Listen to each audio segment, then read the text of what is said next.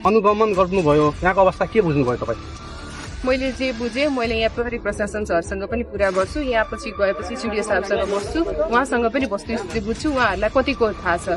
घुसपैठ गर्ने व्यक्तिहरूलाई तपाईँहरू कारवाही गर्नुहुन्छ? पक्कै पनि हुन्छ कारवाही नि, किन हुँदैन कारवाही, कस्तो कुरा गर्नु? अब तपाईँहरू जस्तै अहिले माइकको अगाडि तपाईँहरू भनिदिनुहुन्छ, पछि पछाडि आफै हटिदिनुहुन्छ भन्ने कुरा त्यस्तो आउँछ केही नि त। कुरा हुँदैन। दर्शकबिन, सुनसरीको कोशी कटानमा जुन प्रदर्शनकै क्रममा जुन पसलहरूमा जुन प्रदर्शनकारीहरूले आगजनी गरेको थियो, अनुगमन गर्नको लागि यति बेला नेपाल सरकारकी स्वास्थ्य मन्त्री निशा मेहता हुनुहुन्छ। उहाँसँग केही प्रतिक्रिया लिने प्रयासमा छु। यहाँको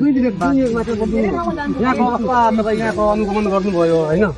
जस्तै कोशी कटानमा प्रदर्शनकारीहरूले पसलहरूमा आगजनी गरेर नष्ट गरिएको छ, अनुगमन गर्नुभयो, यहाँको अवस्था के बुझ्नुभयो तपाईँ? मैले जे बुझेँ, मैले यहाँ प्रहरी प्रशासन सरसँग पनि कुरा गर्छु, यहाँ पछि गएपछि सिडिओ साहबसँग बस्छु, उहाँसँग पनि वस्तुस्थिति बुझ्छु, उहाँहरूलाई कतिको थाहा छ। यहाँसँग भिडियोजहरू पनि रहेछ, उहाँहरूले भने अनुसार कति भिडियोजहरू उहाँहरूसँग पनि गएको छैन होला, उहाँहरूसँग जे छ र एक्स्ट्रा आज यहाँबाट जान्छ। यो जुन आन्दोलनमा जुन घुसपैठ भएको छ, त्यसलाई जुन घुसपैठ गर्ने व्यक्तिहरूलाई तपाईँहरू कारवाही गर्नुहुन्छ? पक्कै पनि हुन्छ कारवाही नि, किन हुँदैन कारवाही, कस्तो कुरा गर्नु? अब तपाईँहरू जस्तै अहिले माइकको अगाडि तपाईँहरू भनिदिनुहुन्छ, पछि पछाडि आफै हटिदिनुहुन्छ भन्ने कुरा त्यस्तो आउँछ केही नि त। कुरा हुँदैन। अपराधी हेर्नु कुनै जात कुनै धर्म हुँदैन, जो अपराधी हो त्यो पक्कै पनि पक्राउ पर्छ, पक्राउ गर्नुहुन्छ? पक्का पनि। यहाँ तोडफोड गर्दै गर्दा र आगलागी गर्दै गर्दा प्रहरी प्रशासन किन हुन्थ्यो? भिडियो बनाएर किन बसिरहेको के थियो? गर्नुहुन्छ अब?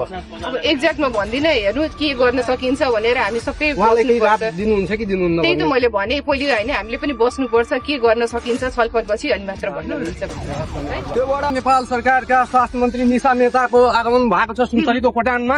उहाँसँग केही 2 मिनट प्रतिक्रिया लिए। उहाँले आफ्नो प्रतिक्रिया लिएर उहाँ चाहिँ अब अन्तैतिरको अवस्था बुझ्नको लागि यहाँबाट निस्किनु भएको छ।